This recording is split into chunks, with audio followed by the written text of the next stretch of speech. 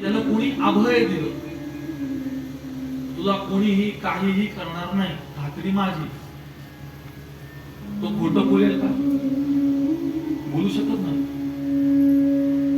त्याच्या पुढे जातो. आता जो ज्ञानी असतो त्याच्याकडे जी काही संपत्ती आहे त्यातली पहिली संपत्ती अभयम, तो निर्भय असतो. आणि या सगळ्या निर्भय लोकांची यादी करा. कोण कोण निर्भय असतो? सैनिक निर्भय असतो, योद्धा निर्भय असतो, राजा निर्भय असतो. करा करा करा, अजून शेवटपर्यंत चला. सगळ्यात शेवटचं नाव संतांचं आहे. संत हे सर्वात निर्भय. म्हणजे राजा तू मूर्ख आहेस हे सांगण्याचं सामर्थ्य संतांकडे. राजाच्या दरबारात उभं राहून दादांनी सांगितलं,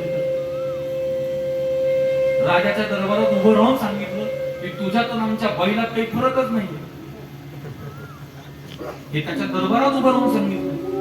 कारण संतांकडे अभयत्व असतं. किंबहुना संत स्वतः निर्भय असतात. संतांच्या आश्रयाला जाणारा निर्भय होतो.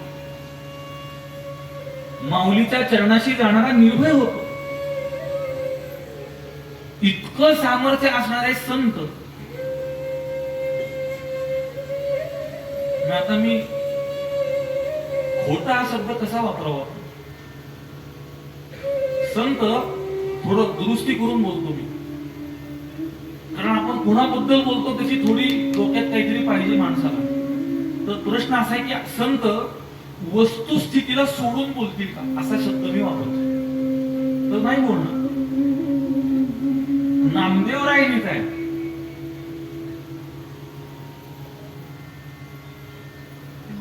गुरुवरे महाराजांनी फार चांगलं सांगितलं की माऊलींच्या शकाविषयी, अवताराच्या शकाविषयी चर्चा करणाऱ्यांना फक्त एकच शक माहिती आहे. त्याचं नाव आहे बेलाशक. बेलाशक, बेलाशक म्हणजे बेलाशक, एवढं एकच माहिती. अरे बाळ, माऊलींच्या शकाविषयी तू चर्चा करतो, तुझ्या जन्माची वेळ तुला माहिती का? मला जरा परखड बोलायचंय, फार परखड आहे माझ्या चित्तात. म्हणून ते थोडं असंसदीय म्हणून मी बोलत नाही.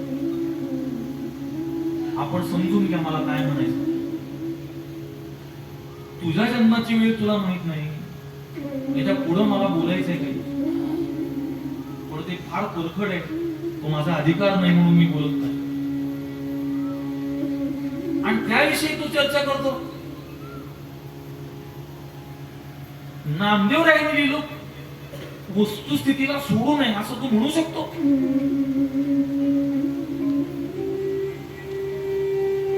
कळीच्या काळा माझी हा हे कोणी लिहिले? जोरात सांगा, कोणी लिहिले? हे वस्तुस्थितीला सोडून असू शकतं. काय झालंय तुम्हाला सांगतो गंमत. आता जी लोक माऊलींना त्रास देणाऱ्या लोकांविषयी बोलतात ना,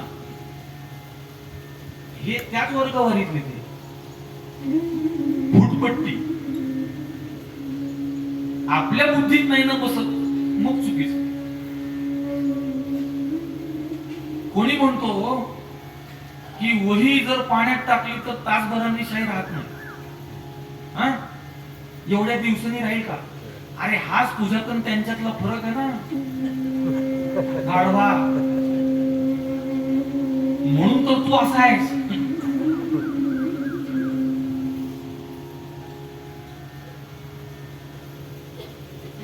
उंची किती आपली, कुणाबद्दल बोलावं?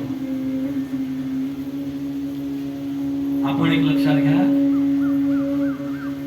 मी मागे बोललोय, पुन्हा सांगतो. संतांनी चमत्कार केले नाहीत हे म्हणणं योग्यच आहे, पण त्याचा उत्तरार्थ असा आहे की संतांना चमत्कार करावा लागला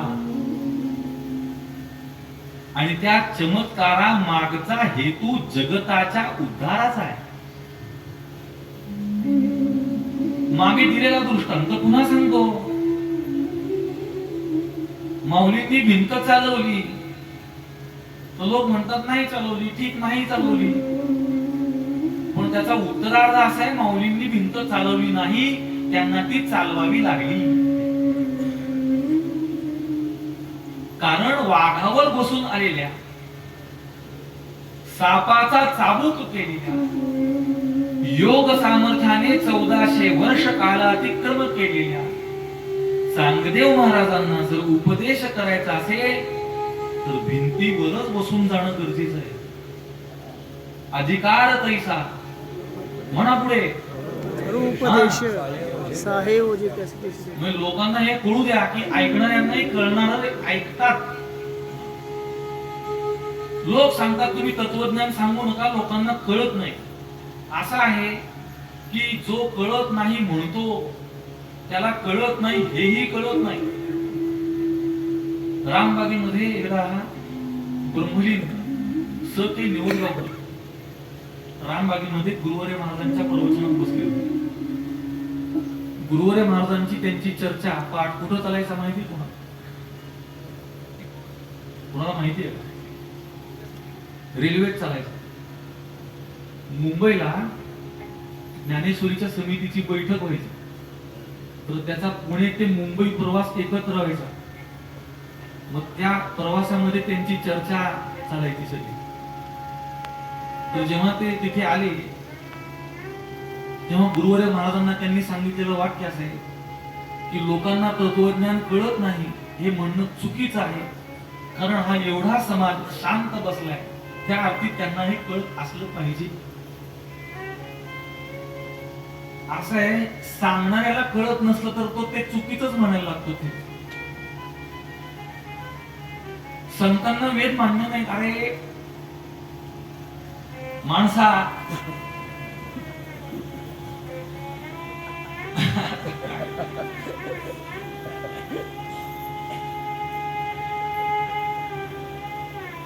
स्वतःचं नाव तुला नीट बोलता येत नाही, कुठे जोर द्यायचा तुला कळत नाही, नको तिथं जोर लावतो तू. म्हणजे काही लोकांना ना जोर लावल्याशिवाय काहीच होत नाही. आणि ही लोक कुठं कोणाला जाऊन टेकतात, काय बोलतात. या मागच्या 15-20 दिवसातल्या काही घटना अशा आहेत ना की त्या जाईच ना डोक्यातून माझ्या. ती पहलगामची घटना जाईच ना. मी फार प्रयत्न करतो की ते विस्मृतीत जावं आपल्या, पण जात नाही. समाज विसरेल पण मी विसरू देणार नाही. मी रोज त्याची आठवण करून देणार की आपल्या बांधवांना धर्म विचारून चड्ड्या काढून गोळ्या घातल्या हे विसरूच शकत नाही. आपल्याच देशात तसं आपल्याच मधले काही उठून आपल्याच संतांना नावं ठेवायला लागले, विसरूच शकत नाही, जातच नाही बाहेर. कसं काय? तुमच्या गळ्यात तुळशीची माळ आहे, तुम्ही गंध लावता, वारी करता, संतांना नावं ठेवता. ज्याला संस्कार नाहीत त्याचं सोडून द्यावं. ज्याला वारकरी संप्रदाय काय आहे, संत काय आहेत माहित नाही, सोडून द्या, मूर्ख आहे, दुर्लक्ष करा. पण समाजाला दिशा देणारा, समाजाला उपदेश करणारा, ज्याचाच संत वचनावर विश्वास नाही, समाजाला किमान एक लक्षात घ्या, तुमचा संत वचनावर विश्वास नसेल ना तर किमान कीर्तन प्रवचन तर करू नका. अहो, समाज तुमचं बोलणं ऐकतोय, त्याच्यातून त्यांना काहीतरी बोध द्या, दिशा द्या.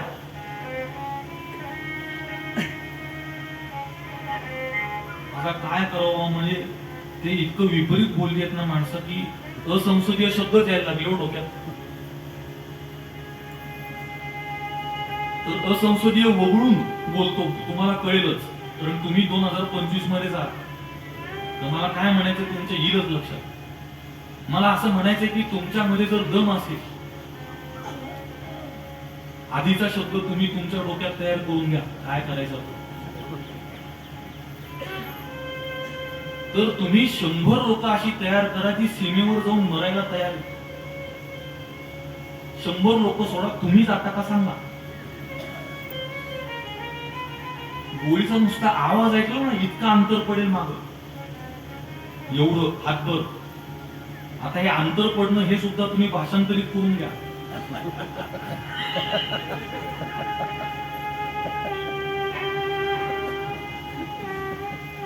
संतांनी समाजाला दिशा दिली.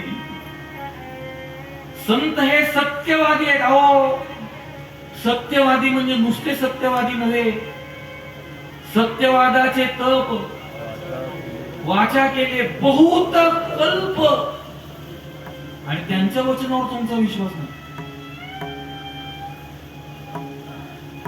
कुठं फेडताल पाप तुम्ही.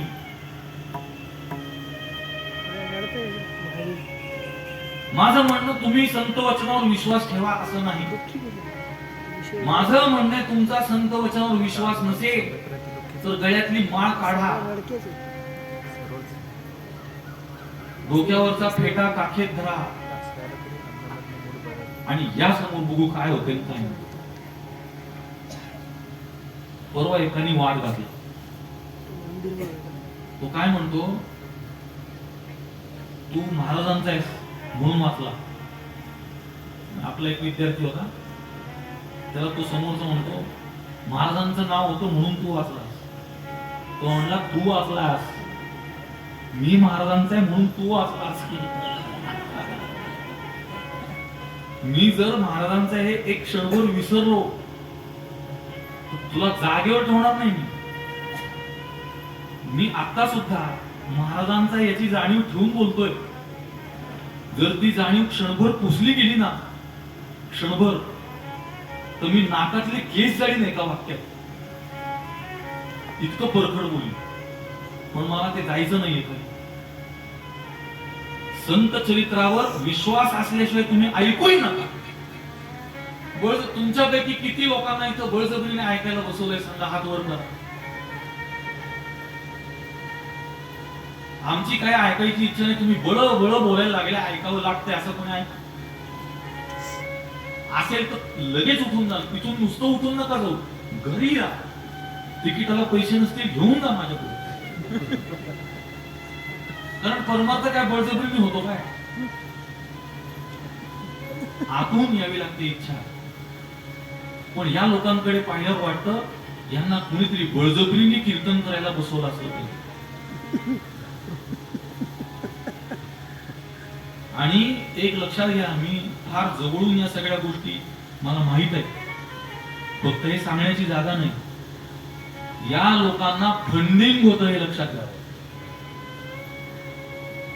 समाजामध्ये तेढ निर्माण करण्याकरता, फूट पाडण्याकरता यांना पाकिटं पुरवली जातात. संपूर्ण भारतामध्ये आजच्या तारखेमध्ये सगळ्या समाजाला कोणत्याही प्रकारच्या वादाशिवाय एकत्र ठेवण्याचं सामर्थ्य असणारा केवळ वारकरी संप्रदाय. आणि त्या संप्रदायामध्ये फूट पाडण्याकरता ही लोक पाकिटं पुरवतात, लक्षात घ्या. आणि जेव्हा त्यांना असं दिसतं की कुणीतरी सगळ्यांना एकत्र आणतं, मग त्याची जात शोधतात. हा या जातीचा, हा त्या जातीचा, हा त्या जातीचा. वारकऱ्यामध्ये जातीचा विचार नाही, पण तो त्यांच्या डोक्यात घातला जातो.